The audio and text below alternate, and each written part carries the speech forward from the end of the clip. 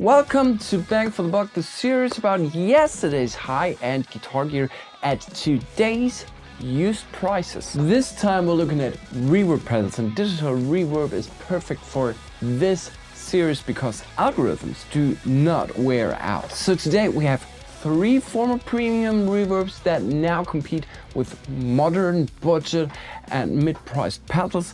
The characterful Walrus Audio Fathom, the ridiculously powerful Boss RV500, and the overlooked TC Electronix Nova Reverb. And the winner will not necessarily be the cheapest or the most powerful. It will be the pedal that gives us the largest piece of yesterday's premium market for the least amount of money today. So let's start with the simplest one. The Walrus Audio Fathom is a compact boutique reverb built around 4 distinctive sounds rather than endless menus and hundreds of presets.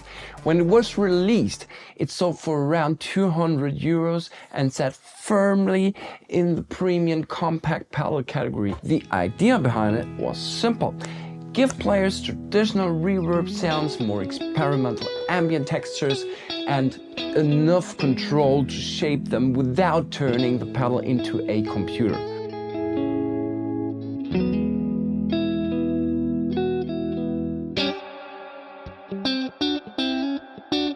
The 4 modes are Hall Plate, Lo-Fi, and Sonar. Hall Plate cover the traditional side.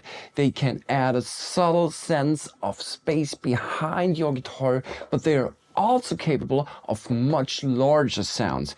The important thing is that they remain easy to control. Use a shorter hall with clean chords, and it can make a dry amplifier feel wider without obviously sounding like an effect. Increase the decay and the pre-delay, and the same mode can create a large space while keeping the initial attack of the guitar clear. Lo-Fi is where the Fathom begins to show its personality. It filters and reshapes the reverb tail, giving it that darker, worn, or slightly broken character. All 4 modes also offer 3 levels of modulation.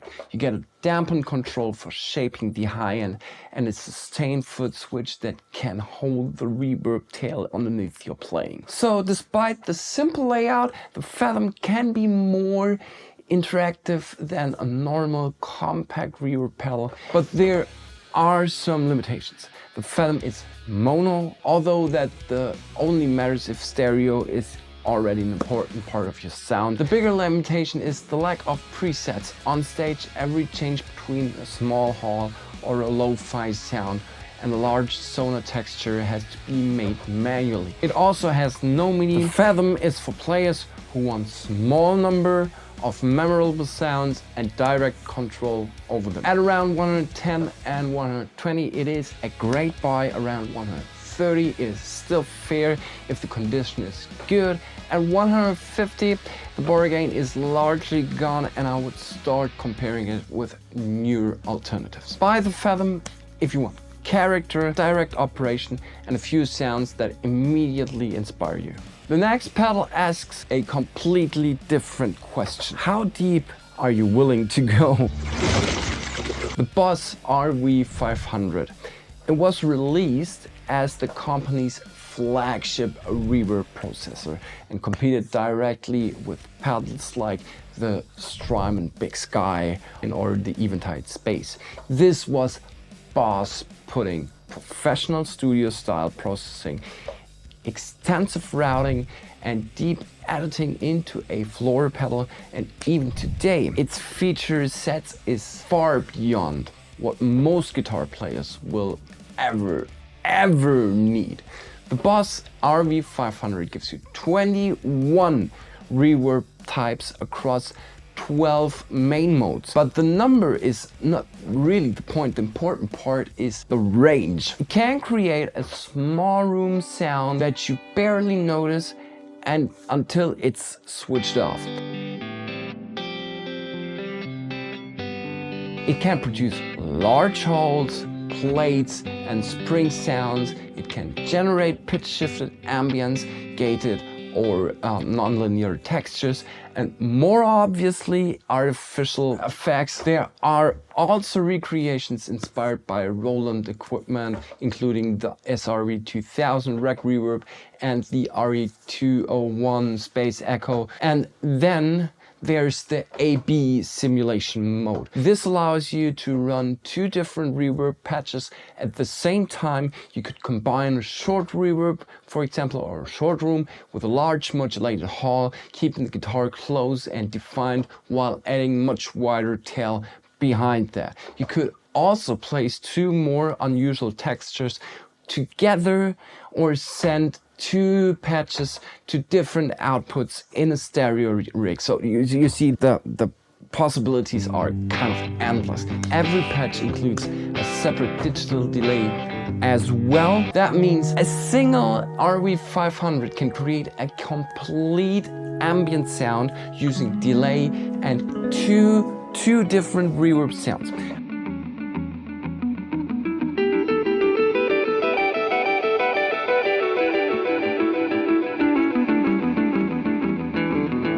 For players using MIDI stereo amplifiers or programmed live setups, it can replace several of individual pedals. But all of that power comes with a very clear disadvantage. The RV500 is still a flagship processor disguised as a used pedal bargain. The price you pay for that power is an interface that feels more like programming a rack unit than turning on and off a normal stomp box. That is not a small inconvenience. It decides whether the RV500 is right for you. And that difference probably explains part of the used price. New, the RV500 still costs more than 400 euros. Used price can vary quite a lot. Below 220 euros, it is an excellent deal, assuming everything works correctly. Between 200 and 260 euros, it still has a strong value. Once the price moves up to 300, I would compare it carefully to newer alternatives and other used flagship reverbs. And yes, you might have to read the manual. If the RE500 is a complete reverb workstation, our final pedal is something much simpler.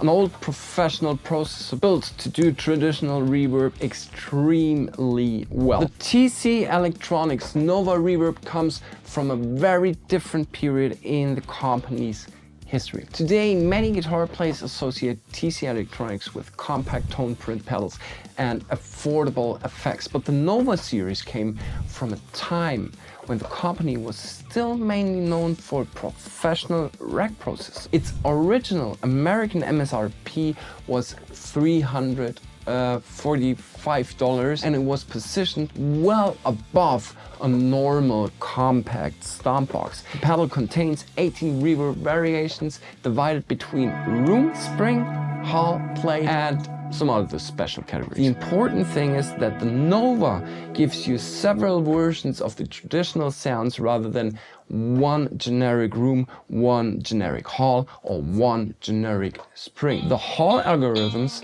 are the main attraction, I would say. Set the pedal to a large hall and you can create long and polished decay without immediately losing the original guitar underneath it.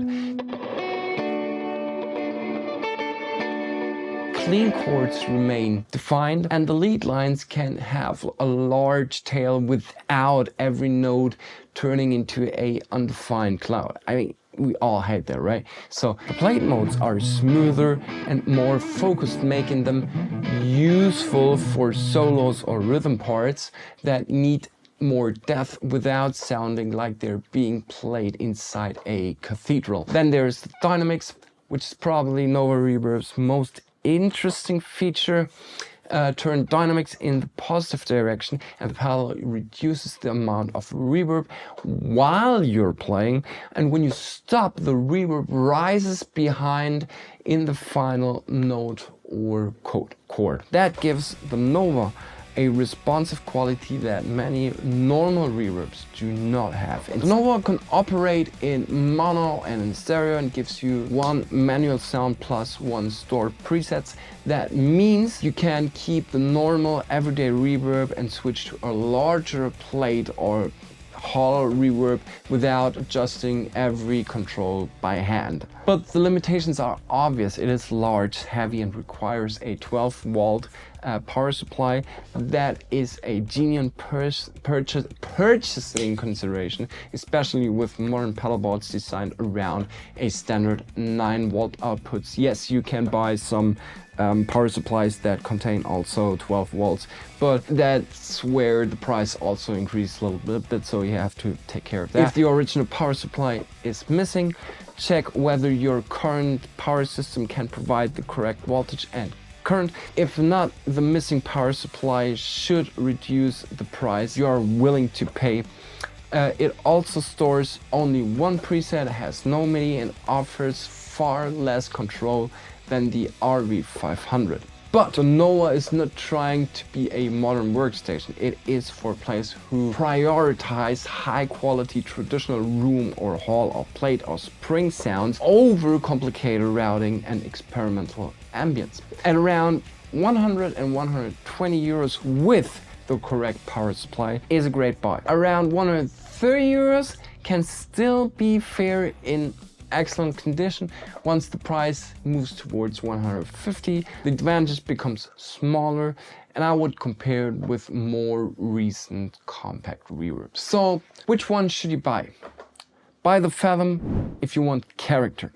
It gives you 4 distinctive sounds, direct control and enough personality for ambient music, post-rock, and more experimental textures. Buy the RV500 if you want power. It is the obvious choice for stereo rigs, MIDI setups, and players who enjoy building detailed presets. And buy the Nova Reverb if you want traditional reverb quality for the least amount of money. And that makes the Nova, at least for me, the winner. It is large, it is inconvenient to power, and clearly comes from another era. But at around 100 or 120 euro, it gives you the sound quality of a pedal that once belonged to a completely different part of the market. And that is bang for the buck. Not buying the cheapest gear available, but buying yesterday's high-end gear after everybody else might have forgotten. Let me know in the comments what you think. What's your favorite pedal? Also, despite of those which I mentioned, tell me which are your favorite reverb pedals, which one would you buy? And with that, I'll catch you in the next hangout. Bye, and thank you for watching.